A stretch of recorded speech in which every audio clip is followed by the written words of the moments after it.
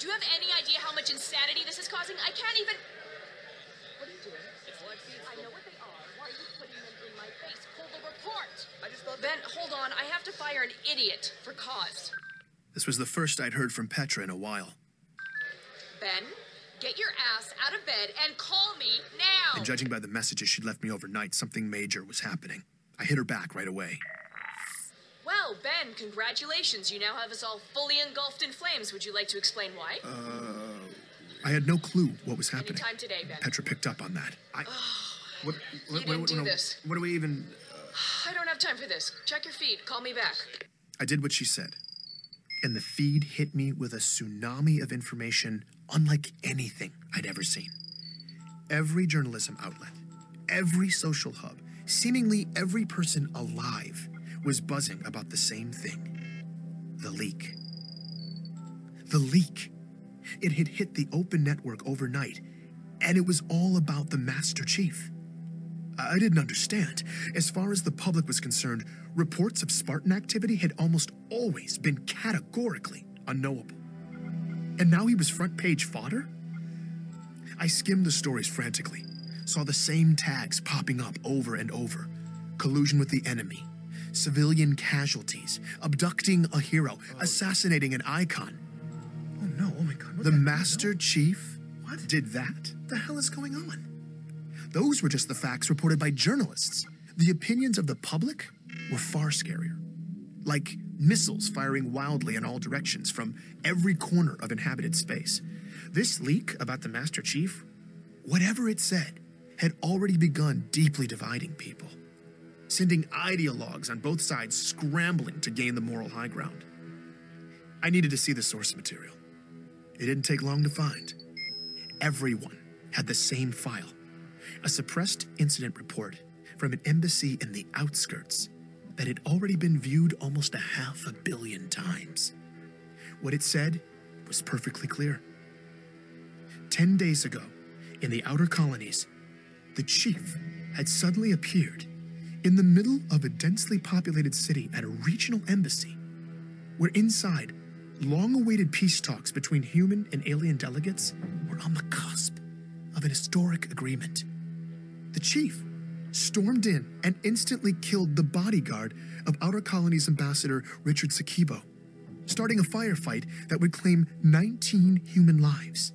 He abducted the ambassador and blasted an escape path through security personnel, mowing them down with extreme prejudice as he escorted the alien delegation to safety.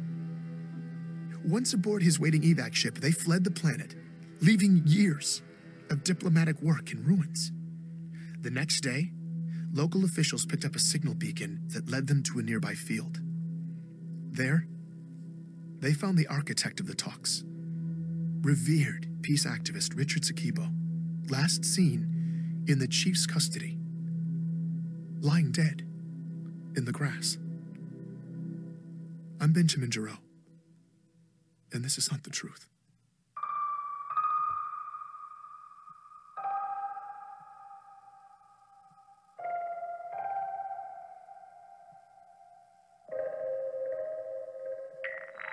Petra, what is happening? I don't know, but I've been fact-checking for 7 hours and it looks bad. The Earth hacks are calling him the Fallen Spartan. Bastards. Wait, you think this might actually be true? I need it now. You got it. Just tell me now, was this Pharaoh? Did you do this? No, I don't. No, I told her I didn't know, which was technically true, but it was a cop-out. Of course it was Pharaoh.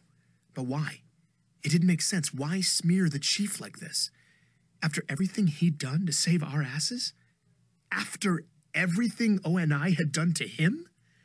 Over the years, he'd faced unimaginable catastrophes. We had no idea how many lives had hung in the balance. ONI kept us all in the dark. But whether the chief had always made the right call or not wasn't the issue. He should never have had to shoulder all that weight. But now he was shouldering all the blame. It wasn't right. As Petra relayed what some of the talking heads were saying about Chief on Earth, I started getting downright pissed. Then, she was gone. Waypoint was gone. My comm pad. Everything. Your gone. quadrant is experiencing unusually high volume. On-site diagnostics are required. Would you like me to schedule an appointment? Yes. First availability is in 12 days at 3 p.m. Would you like me to schedule this appointment? God, this is a joke. I'm sorry, I did not get that. Would you like me to schedule this? Yes! Appointment scheduled. All services disabled. Goodbye. No, dude, Mulder! They were cutting my communications off for 12 days. This was no quadrant failure. O&I was trying to shut me down. And of course, they were doing it quietly. Meshach's security hacks had been keeping me a step ahead of them for the most part, but I didn't have time for this. I had to find out if we were actually stirring things up. I needed to find Meshach, and to do that, I needed a safe place with secure working comms. So I packed some essentials and headed out, taking back routes, dodging surveillance. Moving my workspace to an undisclosed location was a precaution I'd been needing to take anyway. O&I's latest move had just got me to pull the trigger. When I got where I was going, my contact helped me set up shop. And once I was live, this was the message that was waiting for me. Bento box! Loving what you did with the story, man! Really great pacing. But that last episode wasn't the same. It's just missing a certain, I don't know, me element? Ha! Anyway, I'm around, give me a call. After disappearing for 8 days, Meshach Maradi was just calling to say hi. He was the most frustrating human being I'd ever met. Benjamin! Meshach, I was certain you were dead. I mean, I could... You were wrong? Meshach, where in the hell have you been? Ben, listen, I'm sorry. Super sorry. But I had to go dark. I had to disappear. Okay, but I asked him if it had something to do with the disturbances he'd been tracking in the outskirts. He said no. It was this other thing I was checking on for you. I don't know anything for sure yet, but I will soon. Fine, but listen, I realize you operate in a den of secrets, but you could have at least warned me before disappearing. I mean, right? No, not really. It's true. I operate in a very mysterious den of secrets. But this mission was on a level 3 stories below the subfloor of the secondary basement of my den of secrets. I shouldn't even be thinking about it. Just believe me, you not knowing was the only way. Thankfully, Meshach laid off the riddles for a bit, segueing into news from the outskirts. My last episode was having an effect. People were listening, taking it to heart, and they were pissed. The kidnappings, the military-grade augmentations, unless they were looking for somewhere to bury the truth, O&I seemingly had no regard for the outer colonies. This was an old ache for these people. Back when their survivalist spirit was bordering on independence, O&I had given the outer colonies their full attention. They pulled out all the stops to crush the oppressive insurrectionists. No one was shedding tears over that. But then, when the Covenant showed up and started glassing their planets to genocidal hell, the outer colonies were widely left to fend for themselves. It was this principle of selective intervention that had never sat well. But where my story had started to reheat that unrest in the outer colonies, last night's leak had brought it to a boil. So the idea is the chief went into berserker mode, right? That drip, drip, drip has a very different effect depending on where you live. All those herbivorous babies on Earth think they deserve their own dedicated Spartan messiah. Like he's gonna camp out on the moon, waiting to kill aliens or karate chop meteorites to keep them safe. So the word rogue panics them. But Meshach says it wasn't like that in the outer colonies. Whether the embassy story was true or not, the way they saw it, the chief wasn't the problem. O&I was using him the same way the UEG had always used them. For utility, when useful, but always disposable. Sure, nobody really wants a 7-foot-tall murder machine with mad skills showing up in their neighborhood. But in the outer colonies, Oni is still the real monster. My fury at Meshach had subsided. I was glad he was back. If I was going to pull off confronting O&I and exposing everything to the senators, I needed as much ammo as possible. And luckily, he was on the same page. After hearing my interview with Petrovsky, he'd buried his face in the slush, curating decades of data and the research of his nutjob predecessors, compiling sort of a greatest hits of O&I's atrocities. He pushed me to a scattergraph of every case of exotic pediatric autoimmune disorders for the first few decades of the century. Any kid who had a disease like John's. After some variable tweaking, a galactic map of human space popped up, decorated with clusters of dots, one for each sick kid. He told me I was looking at a reasonably accurate representation of where every single defective clone O&I planted had died. Wow. Wow, he says. Of course, wow. But you're about to turn into a wow when you see this. He overlaid the graph on another map that showed the distribution of human population. He asked me what I noticed. It's not random. It's not random. Ben, never be a statistics professor. This is the opposite of random, okay? For their Spartan abductions, Oni heavily favored the outer colonies. It's like their favorite candy store, except instead of candy, they were scooping up child soldiers. Because it's easier to cover your tracks out there. Yeah, and you could easily make the argument that these children's lives were assigned a much lower value than, say, those of Earth kids or kids from Mars.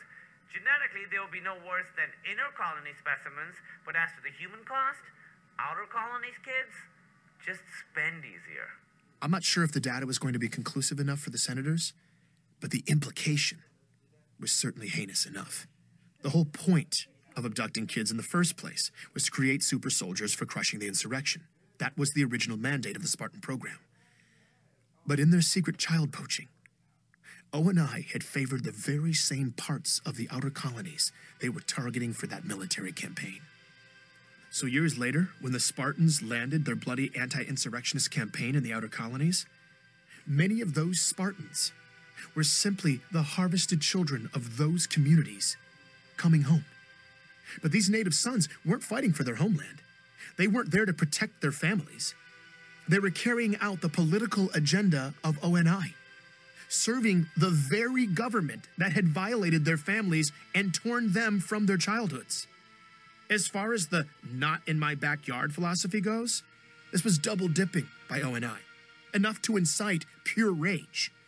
But Meshach had been working on something else too. I've been tracking old police scanner data, putting it together for your big whistleblow. Makes a pretty gnarly case. Okay. Did you ever wonder what would happen if one of Oni's doomed to die clones didn't die? I hadn't considered that possibility, but it was chilling. What happened to them? It's not what happened to them. It's what happened to the people they'd been made to replace. 2 soldiers ran into a perfect copy of themselves. Think about it. You're secretly plucked from your childhood bed, thrown into a totally different life. And now, years later, you meet a mirror image of yourself. Someone who got to keep living your life. I mean, they'd probably seem to be more you than you. 2 records I found, 2 soldiers, both suicides. A story like that would be hard to listen to, but That's horrible. it would also be hard to ignore. Please try to get me that. I just hoped Pharaoh would know how to reach me. Don't worry, she'll find you. Probably soon, but who knows. Her mysterious den of secrets is like under the planetary crust. Just keep me posted. Whenever you guys penetrate the dragon's lair and explore your truth serum, I'll be standing by to track the ripples. Thanks, Meshach. I was having trouble falling asleep in my new workspace the next time I heard a voice calling me in the dark. This time, though, Pharaoh sounded human. Are you enjoying the show? No, actually, I'm not. After everything O&I's done, people are calling for the chief's The head. infection goes to the core, Ben. When you cut all the way in to extract it, you can't always control what sprays out. But you're the one spraying it. You chose to smear the chief. I'm not smearing anyone. Everything I leaked was real and But true. we don't know the whole story, and the implications of this story The are the... only implication is that an aging Spartan may be going off the rails.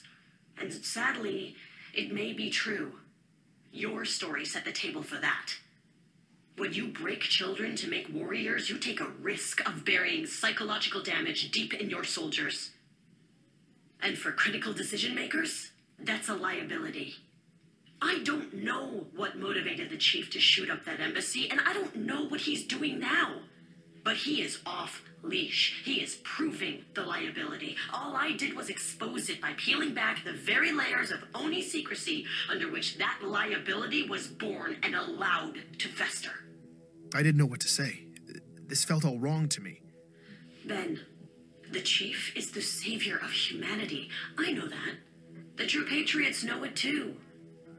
This is the painful part. Right now, the chief is being chopped down, but he will be vindicated. This is how we puncture to the core. By sacrificing the chief in the short term, we've opened a deep hole, and when the bleeding slows, It's Oni's exposed nerve that will get all the cold scrutiny. It's just hard hearing what they say about him, and people are going nuts. I mean, a lot of the inner colonists are actually denouncing him. They're terrified. And the anger in the outer colony seems to be turning ugly fast. The You see blood that, of right? their hero is spraying in their face. This is exactly what we need. This is the chaos I said would happen. I guess I just didn't think it was going to be like this. Chaos has a high price, Ben. But the pieces are moving. Our opportunity has arrived. Pharaoh told me that as of this morning, the meeting had been scheduled. Personnel were already en route to Earth. And in a few days' time, ONI brass would be testifying in front of high-ranking UEG senators in closed sessions. Pharaoh was going to hack in and get me a direct, unbroken feed so that I could lay out ONI's ugly secrets to a handful of the most senior lawmakers in the land. I had to prepare fast. I was anxious there wasn't enough time to make Meshach's data convincing enough, but Pharaoh gave me an idea that could amp up the persuasion. She listened in as I made the call. Anthony? Hey, man, how you doing? I just laid it right out there. Do you want to help bring down ONI? He didn't respond. I started to get nervous, but then he spoke up. You bet your ass I do. What do you need from me? Petrosky was in. I gave him marching orders and hung up. I'm so happy to hear Pharaoh that. seemed pleased. Things seemed to be falling into place. So that's your real voice? For the most part. Just off enough to be untraceable. So why'd you switch it up? What happened to the scary voice? Well, we're about to go somewhere scary. I wanted you to feel like you knew who would be fighting at your side. I appreciate that. I couldn't believe we were really going to do this, but I was lit up and ready to go. Ben, I wanted to give you a heads up. There's still one more leak coming. What do you mean? It's the icing on the cake. Just to keep the pieces in motion. Okay, what is it? When is it hitting? It just did. I pulled up my public feed. It took a moment. And then it hit. A security video from the Outer Colony's regional embassy. Pharaoh was already gone. Is this real? But her latest leak was live. Right now, millions of people across occupied space were all watching the same thing. Master Chief Petty Officer Spartan 117, seemingly unprovoked, waging a brutal assault against the peace consulate on Biko. Please join me for the next episode of Hunt the Truth.